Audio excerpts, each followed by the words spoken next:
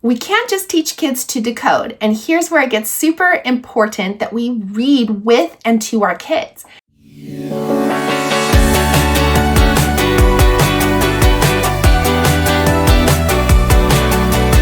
This is a great opportunity to build their comprehension. And I'm not just talking being able to answer questions about the text. When we talk about comprehension, so many times we think, it's questions like what color shirt was the character wearing?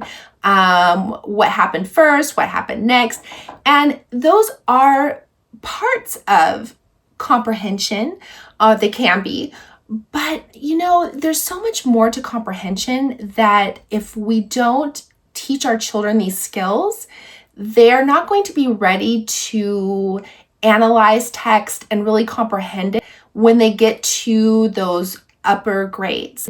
The change happens around 3rd to 4th grade, where we no longer are really learning to read, we're reading to learn. So, in order to do that, we want to help our children make connections to text. They need to feel like the text is interesting to them. Like, you might model for your child, like, reading this story, it reminds me of a time when, I had a really embarrassing thing happen to me, and I totally understand how the character feels. You want to show them and model for them how to connect with a character. Another thing that you can model for them is how to make something called an inference. And I used to think it's super fun to teach littles that word. We're making an inference. Oh, I loved it. But you don't even have to teach them that vocabulary, although it's super cute. But making an inference is something like, you're reading and authors don't always say everything word for word.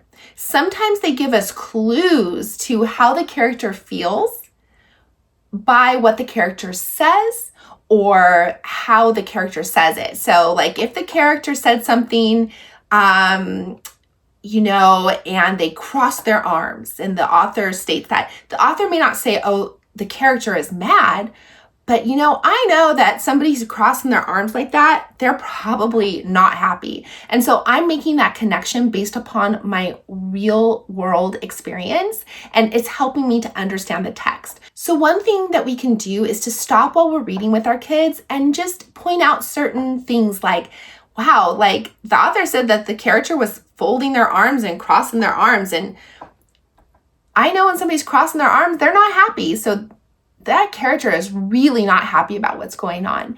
And this is teaching them how to read between the lines, which is a behavior that naturally skilled readers do, but it's also something that we can teach our struggling readers. Remember, talking about books equals deeper thinking, and we definitely want that for our kids. So remember, to grow your child's reading this summer and prevent summer slide, it doesn't have to be super fancy. It doesn't have to be long and drawn out. Remember, we don't want that.